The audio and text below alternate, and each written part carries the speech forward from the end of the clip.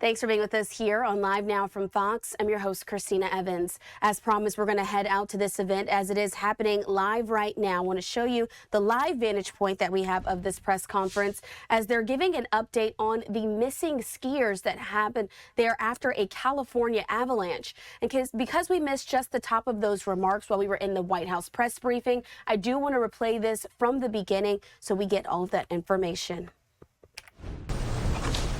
Thank you so much, and thank you for being here today. This has been one of the, clearly with the weather event, but one of the major cases that my agency has been a part of in the last several years. Again, my name is Shannon Moon, S-H-A-N-N-A-N-M-O-O-N, and I am the Sheriff of Nevada County.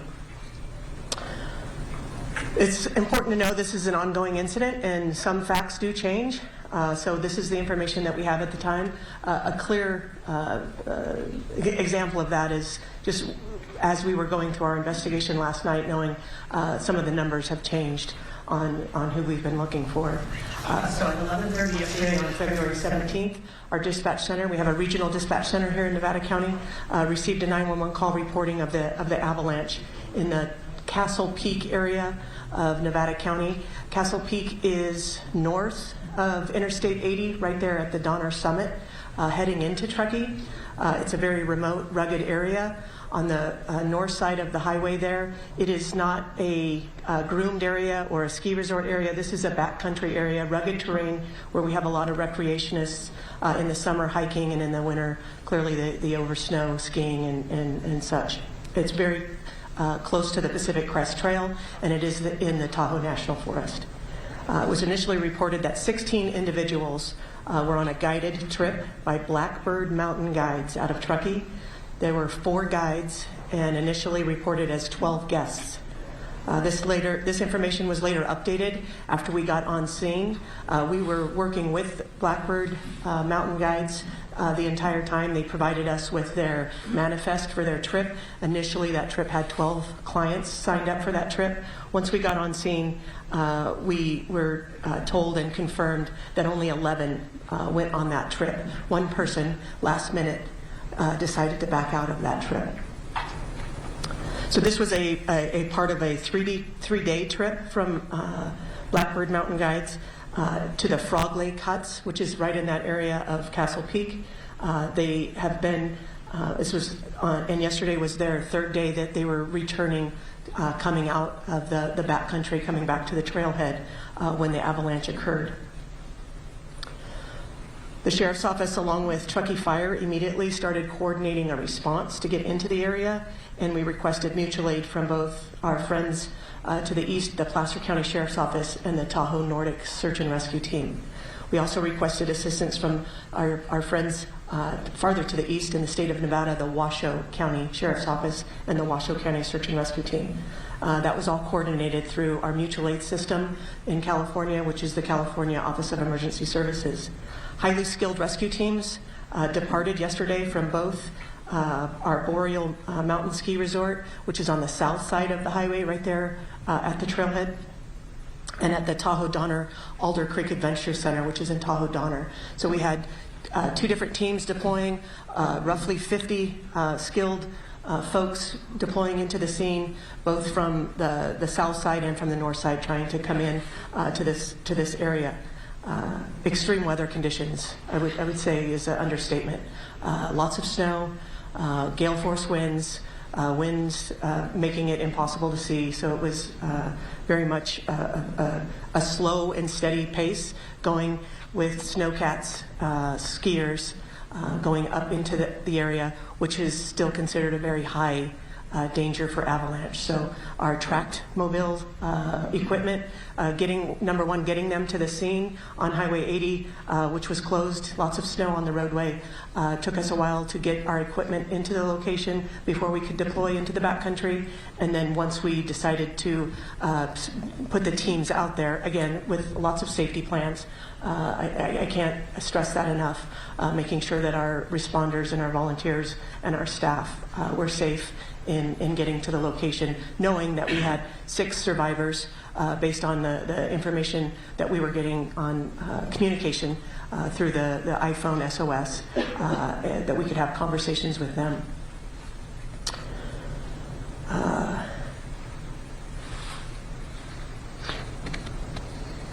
Once we arrived at the location, it was just after 5:30 p.m. last night when we had a snowcat that was able to get to about 2 miles before they got to the scene. And so from the 2 miles in, they skied in, because again, the tracked machinery and the potential for another avalanche. So they skied in from there. They were able to locate the 6 survivors. They were sheltered. They had some equipment with them trying to not only stay warm, but they had medical issues as well. They had themselves already started, looking for their teammates and their clients that were missing in the avalanche. They were able to locate 3 decedents at the time when they were waiting for us to get there to help rescue them. Once at 5:30, once our team got there, again, extreme conditions. The 2 of the 6 were not mobile. They could not walk because of the injuries they sustained during the avalanche. And we were able to safely get them the 2 miles from that location to the snowcat. And 4 others were able to get to the snowcat themselves. So all 6 were rescued off of the mountain. The information I have at the time, at this time, is that of the 6, 1 was a Blackbird Mountain guide, and 5 survivors were clients on that tour.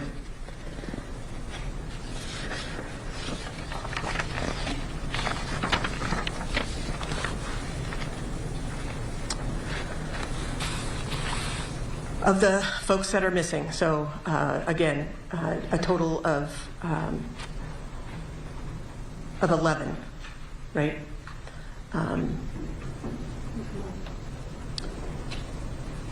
9 women and 6 men total. Of the 15 that were on this guided trip, they were 9 women and 6 men. We were able to rescue 1 man and 5 women. So the survivors, ranging in ages from 30 to 55 years of age. 8 of the 9 additional skiers have been located deceased. We are still looking for 1 of the members at this time.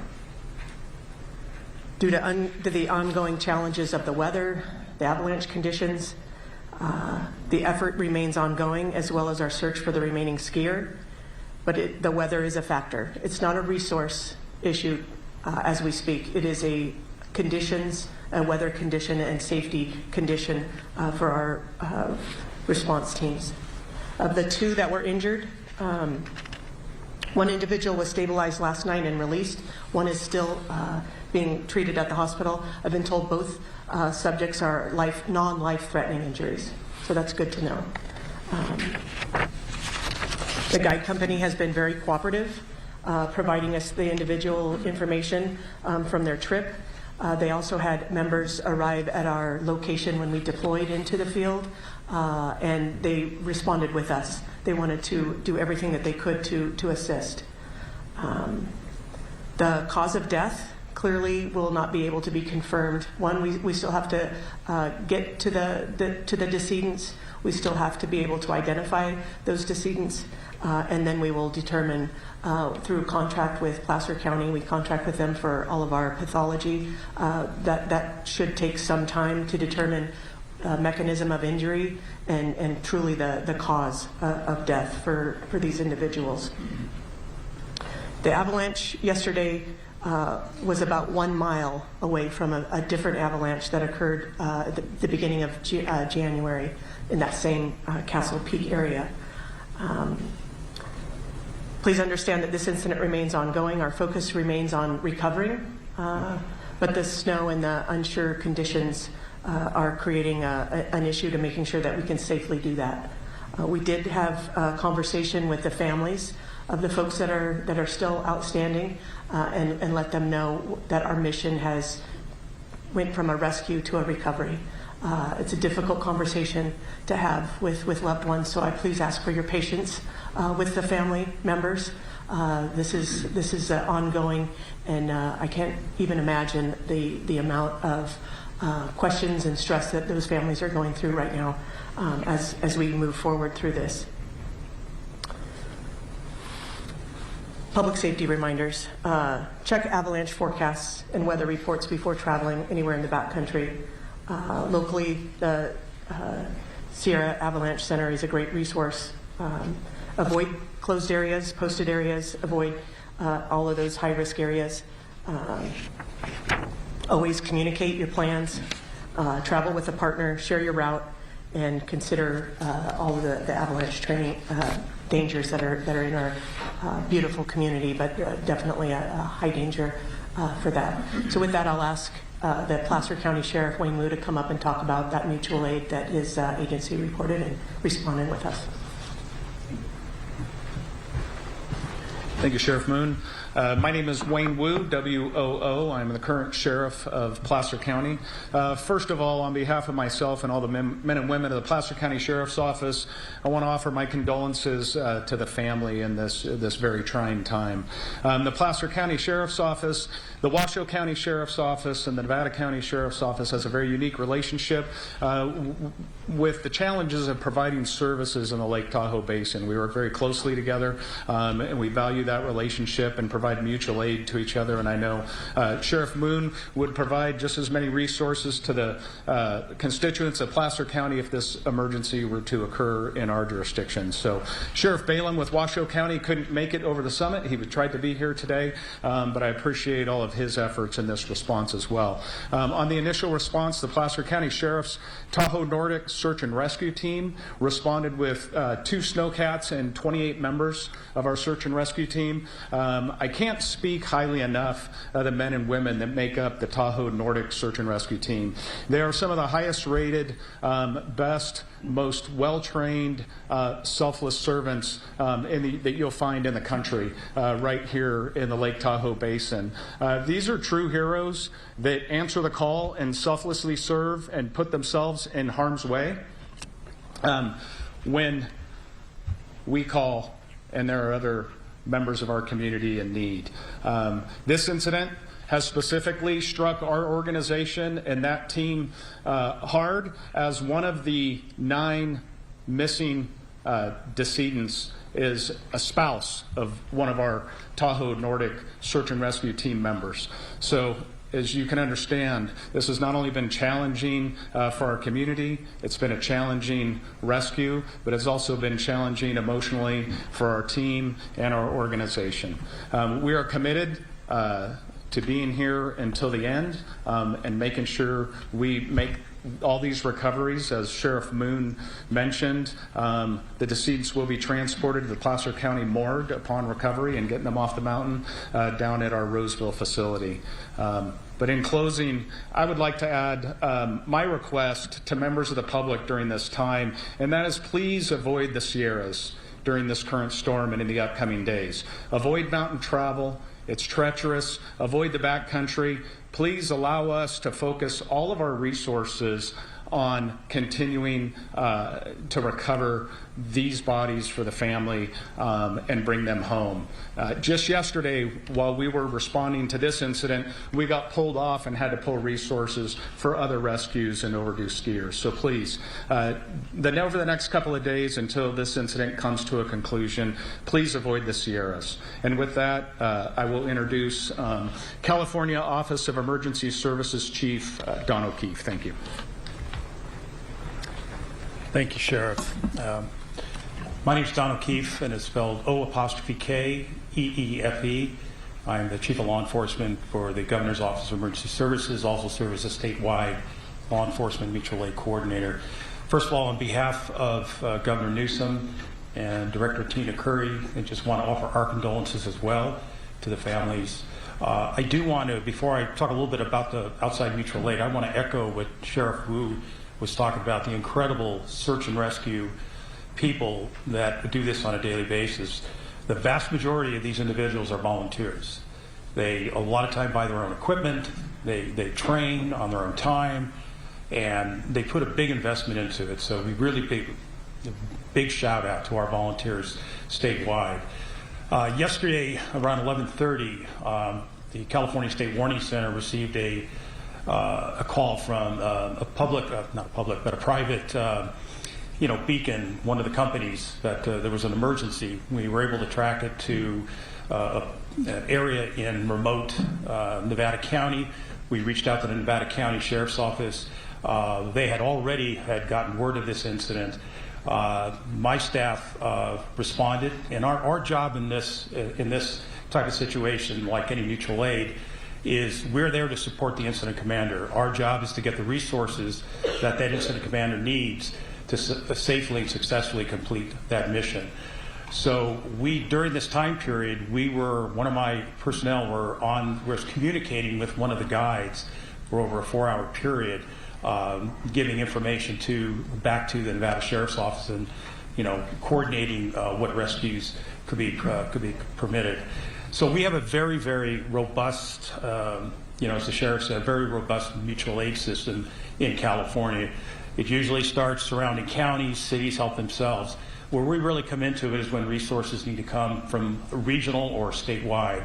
And in this case, the request for specialized equipment. Now, you're talking about a winter situation where you have to have rescuers that, searchers, rescuers that have the right equipment. They can stay out overnight if needed be in this environment. So we reached out statewide as far away as Ventura and Los Angeles County for certain specific type of resources that the sheriff was needing. As she has mentioned, this is not, at this point, is not a resource issue. The resource has been met. However, we here at Cal OES will still be assisting through the recovery process to get that whatever is needed to recover the decedents from where they're at right now. So with that, that's all I have right now. Thank you. I'll be around to answer questions later on. Thank you. Hi, my name is Chris Foutrier. Last name is spelled F as in Frank, E-U, T as in Tom, R-I-E-R. I'm the forest supervisor of the Tahoe National Forest. The Sierra Avalanche Center is hosted on the Truckee Ranger District of the Tahoe National Forest. I was able to speak with one of the professional forecasters there as they were on their way to the field to get some more field data for the regional forecasting job they have, which is over 5 forests and 2 state region. I too want to extend my condolences to the families who are dealing with lost family members, and a sincere thank you as well to the courageous search and rescue folks who responded quickly and under dangerous conditions. I'd point you to the Sierra Avalanche Center's website for the best information on this avalanche. What we do understand is that it was about a football field in length. It resulted when a persistent weak layer had a large load of snow over the top of it. That persistent weak layer is still there and has reloaded with another 3 feet of snow, so the hazard remains high. And happy to answer any further questions that I can. Thank you. So with that, we'll open up public questions on a first come basis. I see your hand there. Before we go with that, if we could keep in mind again the decedents, please. We won't be sharing any information on the decedents out of respect for the family. Can you talk about the conditions, and I can open it up to whoever wants to take this one. I know our meteorologists knew at least a week in advance that this storm was going to be a severe one. I'm sure you all knew, had your resources mobilized. I'm sure that everyone from Caltrans to CHP had realized that this was going to be a major storm system. In situations like this, is there a cautionary message that you would like to convey to the community, knowing that a storm like this was coming in and that the avalanche danger was going to be high? Going forward, how can we prevent disasters like this from happening? Yeah, thank you for the question. Yeah, lots of forecast on this storm. Those are the decisions that the guide company clearly had made. We're still in conversation with them on the decision factors that they made, but definitely a heed for everyone. The backcountry it's beautiful. There's not a lot of people out there, and that's where a lot of people like to recreate. I myself like to recreate in that area, but Mother Nature does not seem to. It doesn't seem to matter, right? No matter how prepared you are, no matter how experienced you are. And again, heeding the warnings of it takes all resources from multiple different agencies to respond to emergencies. And when we have multiple emergencies going on, we too had a different search and rescue mission in the north section of our county, just because of the amount of snow that was coming down. So recognizing it's not just you, that you're impacting the potential for resources getting deployed somewhere else. And yeah, trying to put that information out as much as we can. We have great partnership with all of the media and listening to your guys' newscasts, listening to our local newscasts on the prediction of that weather, I think is important. And most people do heed that. In this particular instance, it was day 3, they were on their way out, and they came across this avalanche. So appreciate the question. Sheriff, I understand the need for privacy for the families, of course, but there are so many people across the state and for the country, for that matter, who really care, given their condolences. My question is, can you give us even just whether they are from California or perhaps their hometown? I'm not asking for anything more, but anything with their hometown and their state, perhaps? Yeah, multiple different states. Definitely. And again, we did have a conference call with all members this morning, and we assured them that we would not be putting names out. They're still reeling, quite considerable, and I could not imagine what they're going through. So as soon as we can get that information out, we will. And the first people that are going to hear this information clearly is the families that are affected. Again, this affects not only our communities, but other communities. We understand that, and we appreciate the media's assistance with us in getting that message out. Sure. Just a follow-up on her original question. I know that you said you're speaking with the guide company about their decision-making process. There were significant warnings about this storm, forecast of it, highway shut down, other ski resorts closed. Would these guides have known they were potentially leading this group into a deadly situation? Well, I would say the communication lines, clearly we were able to communicate with them during the avalanche.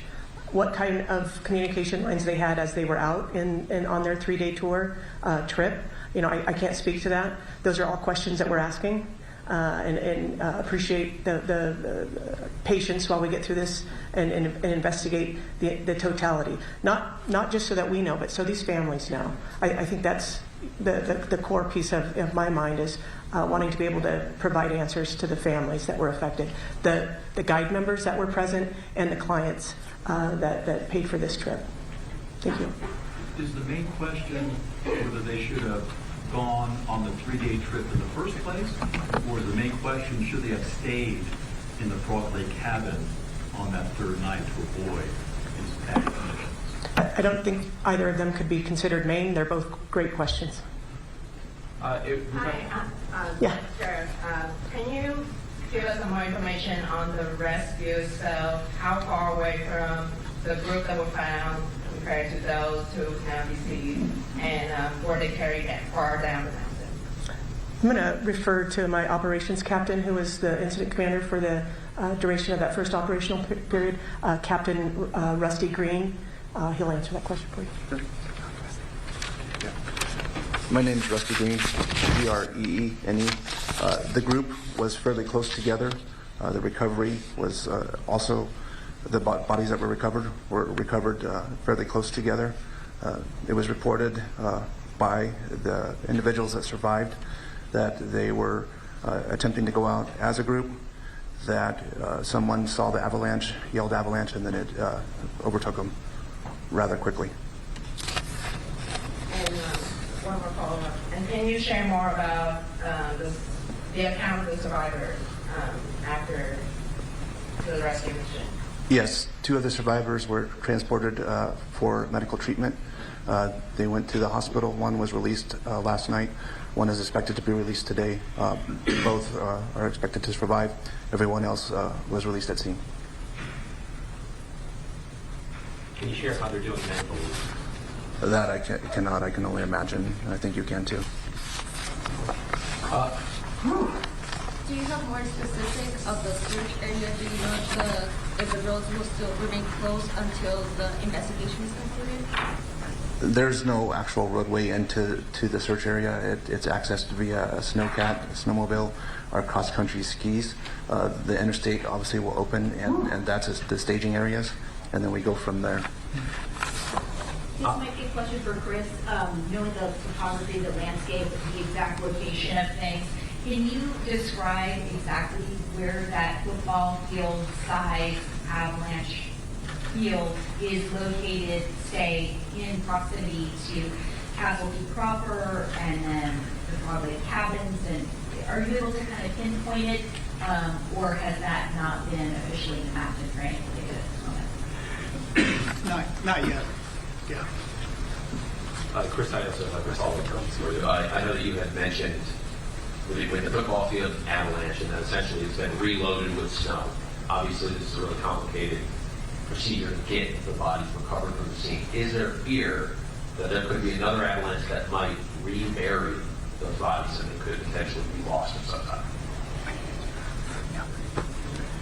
I'm going to invite the first responders to answer that. Yes, that's a consideration, but we also have to take into consideration the longer that we continue to have people out there and exposed, the higher chance we put our rescuers in danger. So is it a consideration? Yes, but it's just one of the factors weighing in our decision.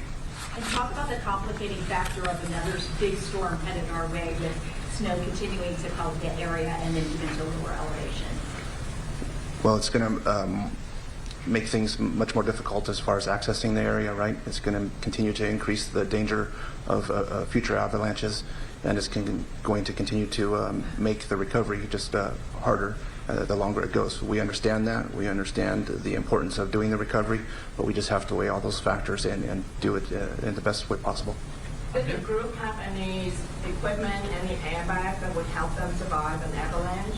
I don't know if they had any of the jackets that inflate or anything like that. I do know that the 8 individuals that were found all had beacons on.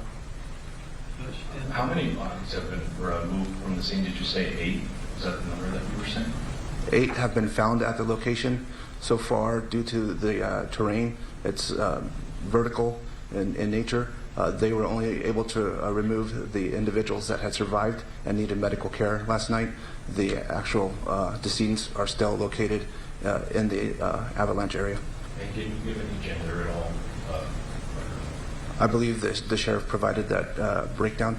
We can provide that for you if need be.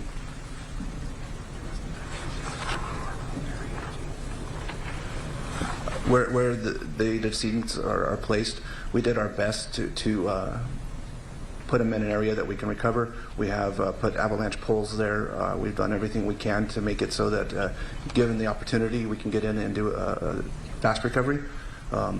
If the weather gives us that chance, but again, it's going to depend on how the weather goes for the next couple of days. Just a little more detail. So moving forward, what is your schedule? Are you actively trying to recover today, or is this going to be a matter of days or weeks ahead? Yes, we're actively going to do the recovery as soon as we can. We currently still have approximately 20 resources assigned to this incident. We have an incident command post still set up. We have individuals looking at the weather and trying to get an opportunity to get in there. And a big storm coming in tonight, right? Correct.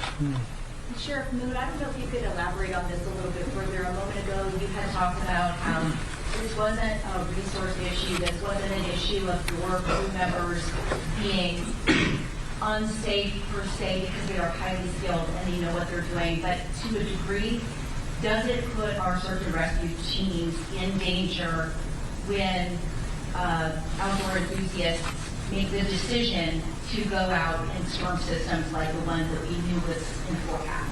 Yeah, absolutely. And that's part of that planning briefing that they do before they deploy, in recognizing we have to reach people before we can help rescue people. And, you know, those decisions are made on scene by the folks that are going to be getting deployed, and making sure that they have the right equipment, the right training, and the confidence that they can reach the folks. Last night, I commend them for knowing that they had 6 people that had survived, and they wanted to get there as soon as they could, and they took some risks. Clearly, I would say they were through information, and today, looking at it, the risk is still as high with the mission moving to a recovery. We want to really make sure that our first responders are safe and have all of the confidence that they can get there. And that was the conversation that we had this morning with the families. And again, I can't stress it enough. The search and rescue volunteers, they sign up for this. They are not compensated. We had several staff members from the Sheriff's Office, both my office, the Placer County Sheriff's Office, working in concert with them. Again, making sure that we're safe and that our plans are in place. We have good communication.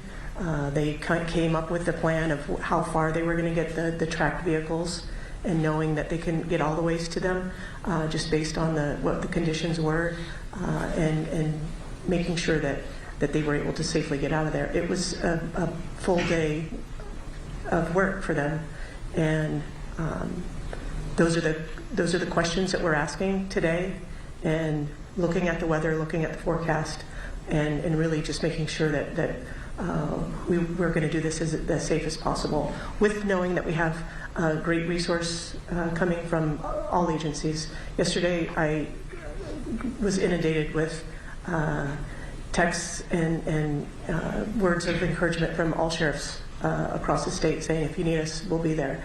Again, our mutual aid system is designed for the agencies to put in the requests through Cal OES, and then Cal OES finds us those resources, and they've been great at doing that.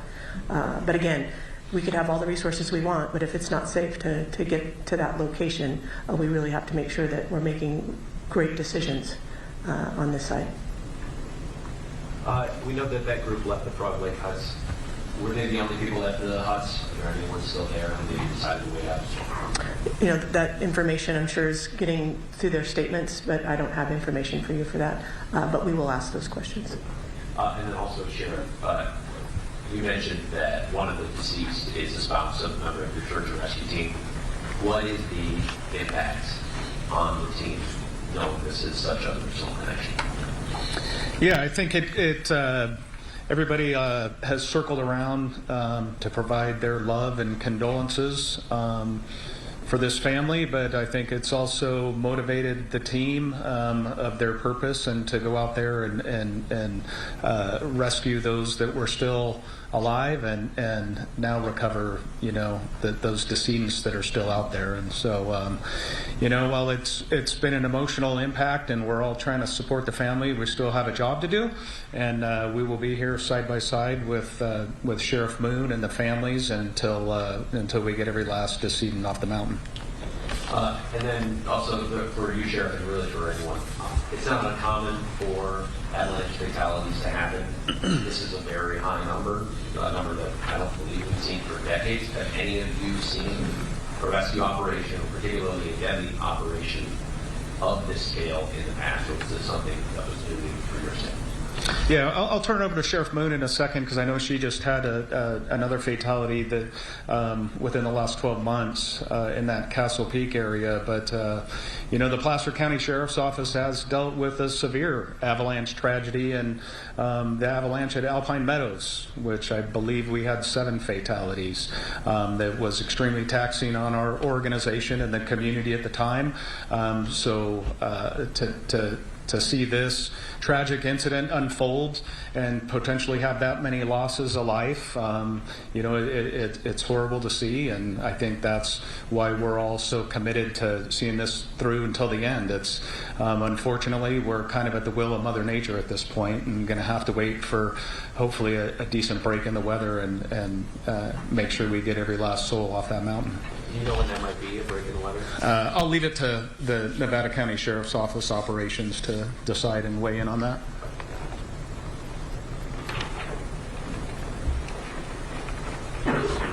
Yeah, and looking at the data, of the 9 folks that are still on the mountain, 7 are female and 2 are men. Sheriff, I want to make sure we get the timeline of when you mentioned all of these discoveries were made. I believe you said that around 5:30 p.m., your search and rescue teams who had gone in and it's on the snowcat, skied in 2 miles, made contact with the survivors, and the 6 survivors led them to the 8 decedents that they knew about, or 3 decedents at the time? At that time, they had located 3 decedents themselves while they were waiting for their rescue. Our search and rescue team, once they arrived, were able to locate the rest. Okay, and then I know with much respect to your office, last night you all issued a statement about the efforts at about 10:40 p.m. At that time, it was still a search mission for people who were presumed to be alive.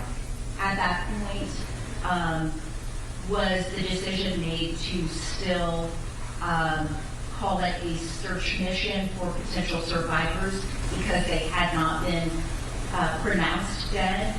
Or how does that work with your office making the announcement, and then we were kind of under the impression that there was a search mission going on for survivors this morning? So how did that work out? Yeah, no, first and foremost, we wanted to talk to the families before we released anything, so from last night till this morning.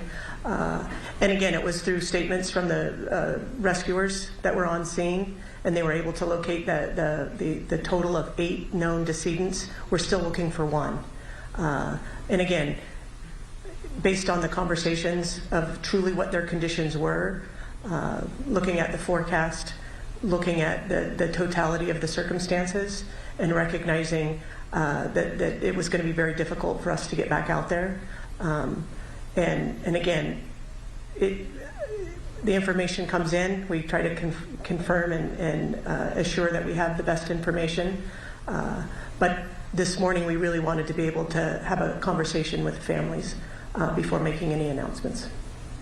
Sheriff, just to break down, you said that 9 of there are 9 cities still in the mountain, and that 7 are female, 2 are men, and so 3 of that group are guys. Can you tell me the gender of the guys who have deceased? Yeah, we are not releasing that right now. So just the numbers of who we're looking for as far as gender. Yeah. Chairman, can you help clarify? There were 4 guys on the trip. You say 1 were survivors. Does that mean the other 3 died? Presumed correctly. Can you specify of the surviving guy? The surviving guy was a man or a woman? Was that the surviving guide was a male? The 1 man was a guy, and then 5 women that were. Correct. Correct. Thank you. Sir. Could you provide more information on the 1 person that is still unaccounted for? Was it a man? Was it a woman? Is there any chance they could potentially still be alive, or at this point are they potentially presumed dead? Presumed deceased, just based on the totality. The statements of the group was together.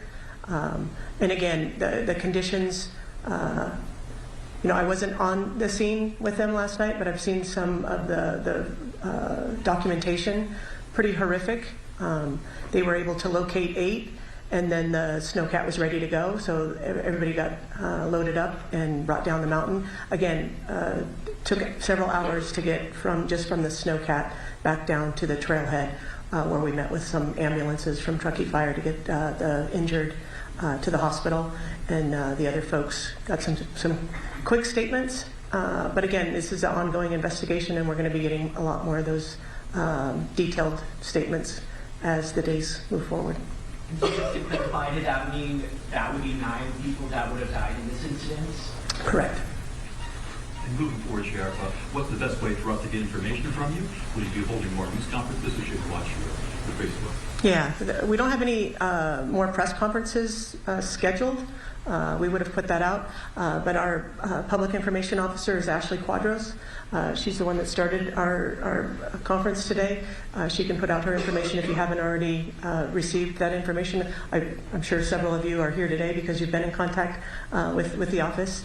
And as soon as we get any updated information, again, we'll be having those conversations with the family, and then we'll be reporting out the information for you all.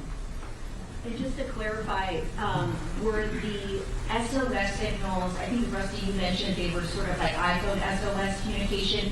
Is that what the 6 used, or did they use an avalanche beacon per se? And for the lay people, can you describe the differences in the communication tactics? You know, what's more effective, the iPhone SOS or a beacon device that somebody would buy from an REI? Right. We received information from both. So both of those came through. As far as the technology, I don't know if Dawn or Rusty has more on the actual beacon devices. Yeah. You want to? Yeah, the communication that we were with, I believe, was one of the guides. It was through text. He was texting us. We were going back and forth. So it is safe to say for people who do this kind of outdoors recreating, that sometimes the technology can be as good as just using your iPhone and texting back and forth. Or would you recommend that anybody who does chance going out? Well, yeah, I really am not in a position to recommend anything on it, but I think, these devices are very readily available. And, I think if you're going to be in the backcountry, it'd probably be wise to have one of those. Is there anybody up there who was part of the rescue mission yesterday, and would they be able to tell us a little bit more about what they see out there and what they hear out there? Yeah, based on the conditions at the scene up there, there is no rescuers or first responders in the area. They all came off the mountain late last night with the 6 that we rescued. Oh, I mean up there, right here, in the press conference. Gotcha. No, these were all incident commanders from our location here. A lot of the incident commanders that were there last night went back up today so that they could be there. Again, looking at the conditions, looking at the forecast, looking at how much snow did come down, talking with avalanche, Sierra Avalanche Center to see truly it still is a very high, they list it as a very high danger. And making those decisions going forward is going to be based off of safety to the responders. Is there a command post that will be set up going forward until the remaining 9 people are recovered? Yeah, we started last night at the Boreal Ski Resort parking lot. I believe we've moved to the Truckee substation.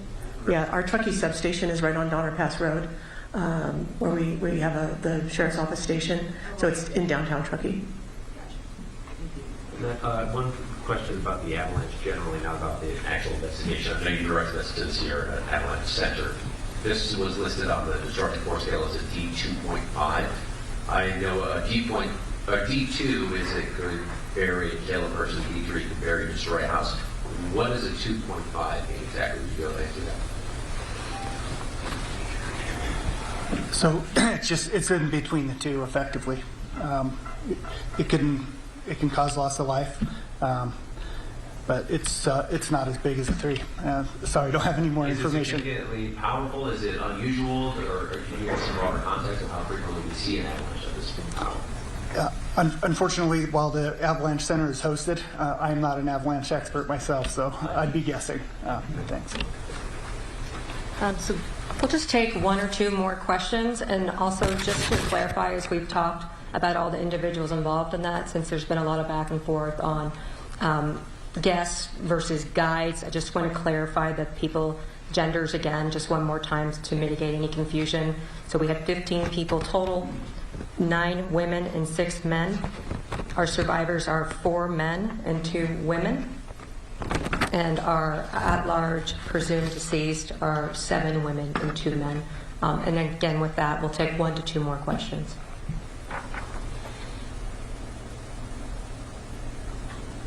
Yes.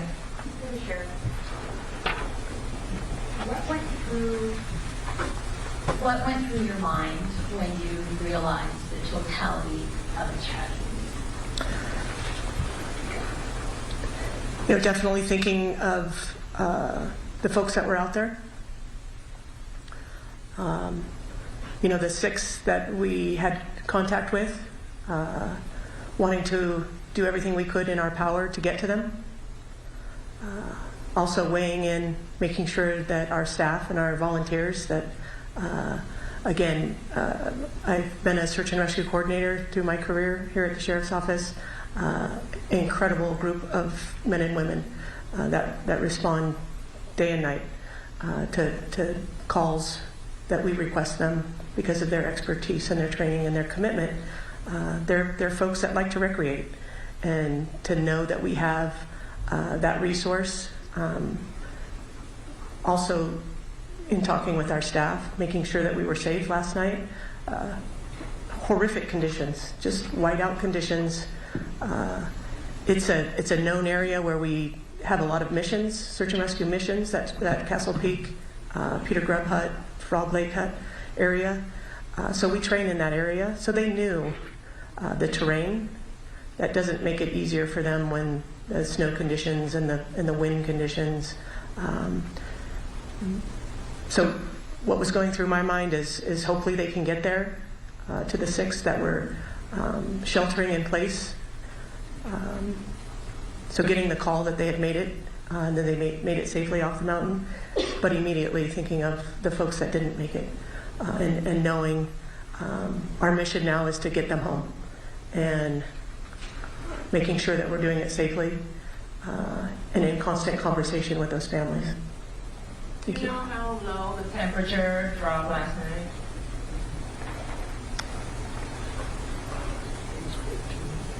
It had to be well below freezing. Clearly it was snowing most of the night up there. So in the high 20s, low 30s. Cold conditions. Really appreciate it. All right, that will conclude our news conference for today. We will continue to keep everyone updated as we continue to, our search and rescue crew continues to help get all those folks off the mountain safely and back to their loved ones. The best way to follow us is to stay with our Facebook page. I know several of you are also on our media list, but Facebook, we will post all updates as they're available. Thank you all for coming. All right, we wanted to make sure we were able to bring that to you here on Live Now from Fox, as we have this tweet as well from Bill Malusian with Fox saying, breaking news that authorities do confirm that 8 skiers have died in that avalanche near Lake Tahoe, California. 1 person is still missing. And so we were getting these updates that were coming there in real time as we knew that 8 skiers had been found dead after this avalanche in California's Lake Tahoe region.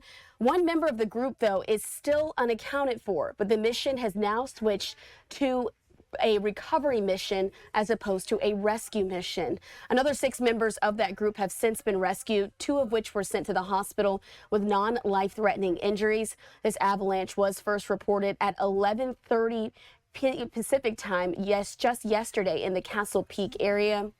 Right now, we do know that an avalanche warning remains in place for the area, with forecasters saying that there could be further trouble as well.